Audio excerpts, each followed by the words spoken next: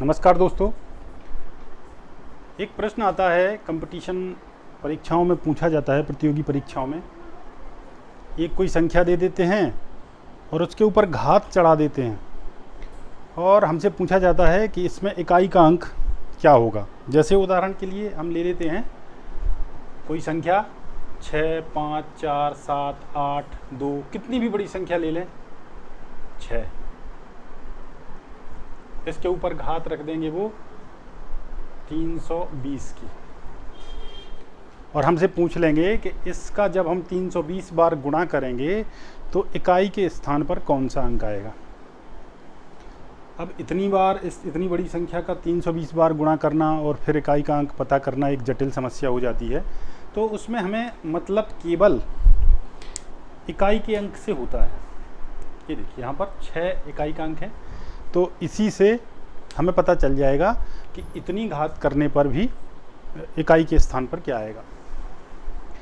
इसको समझने के लिए ये एक उदाहरण मैंने लिया है, इसमें इकाई का अंक 6 ही आएगा, ये मैंने बता दिया है देख के। और इसको समझने के लिए हमें पहले ये समझना होगा कि इकाई के स्थान पर कौन कौन से अंक हो सकते हैं। इसको साफ कर लेते हैं और देखते हैं। इकाई के अंक पर या तो 0 हो सकता है, या 1, 2, 3, 4, 5, 6, 7, 8 या 9। इन अंकों के अलावा कोई अंक होता नहीं है, तो जाहिर है कि इकाई के स्थान पर इन्हीं अंकों में से कोई एक होगा। तो इन अंकों को हम 3 भागों में बांट लेते हैं। ये बहुत ज़रूरी है, बहुत ही विशेष मैं बात बता रहा हूँ कि 3 प्रकार से इन अंकों को समझते हैं। कैसे मैं बांटते हैं देखते हैं। 0, 1, 5 और 6 इनको एक भाग में लेके चलेंगे। दूसरे भाग में 4 और 9 इनको लेके चलेंगे, और तीसरे भाग में शेष बचे हुए अंक यानी कि 0 हो गया, 1 हो गया, 2, 3, 4 हो गया, 5 हो गया, 6 हो गया, 7 और 8, ये 4 अंक इस तरह से 3 भागों में हम बांटेंगे। अब इनको बांटने का मतलब क्या है, इनको क्यों बांटा हमने? वो इसलिए बांटा है क्योंकि जब भी इकाई के स्थान पर 0, 1 या 5 हो या 6 होगा, ये 4 जो अंक दिए गए हैं, इनमें से जो इकाई के स्थान पर होगा अगर, तो उसकी घात कितनी भी चढ़ा दें हम, कितनी भी कोई भी संख्या, 325, 340, 500, 600, जो भी हम चाहें, इसका अंक नहीं बदलेगा। 0 होगा तो 0 ही आएगा, 1 होगा तो 1 ही आएगा, 5 होगा तो 5 ही आएगा, और 6 होगा तो 6 ही आएगा। इसलिए ये अंक बहुत सहयोगी अंक होते हैं। अगर ये इकाई के स्थान पर हैं तो घात कितनी भी चढ़ी हो, हम आंख बंद करके उसी को टिक कर देते हैं। दूसरे आते हैं 4 और 9। इनमें क्या होता है, 4 अगर इकाई के स्थान पर है तो 2 तरह से 2 अंक आएंगे, या तो 4 आएगा या फिर 6 आएगा। 4 और 6 आएंगे। 4 के लिए क्या आएगा, 4 और 6, और 9 के लिए आएगा 9 और 1।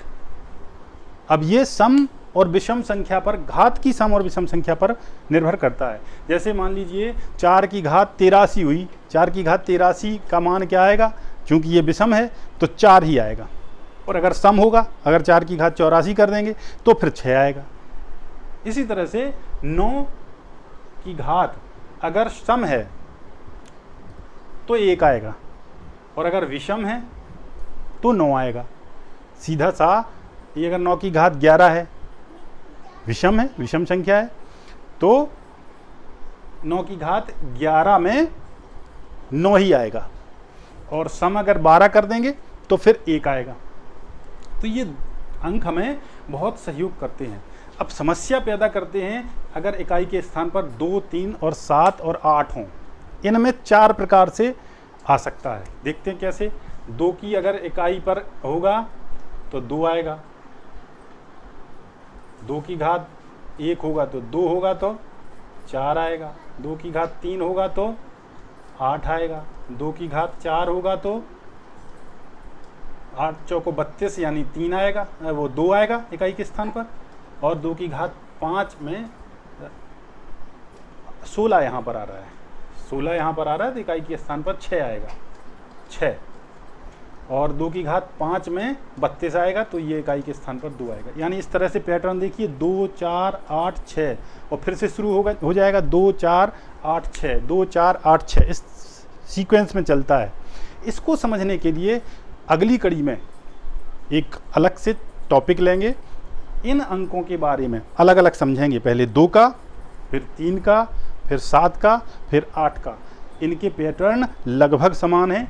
इन 2 पैटर्न पर आज हमने सीखा है कि 0 1 5 6 अगर ये हैं तो कोई भी घात हो वही के वही रहते हैं, और 4 और 9 अगर इकाई के स्थान पर हो तो सम और विषम में वो किस तरह से बदलते हैं। 4 के बारे में हमने पढ़ा कि अगर 4 में सम है तो क्या आएगा 6, और विषम है तो आएगा 4।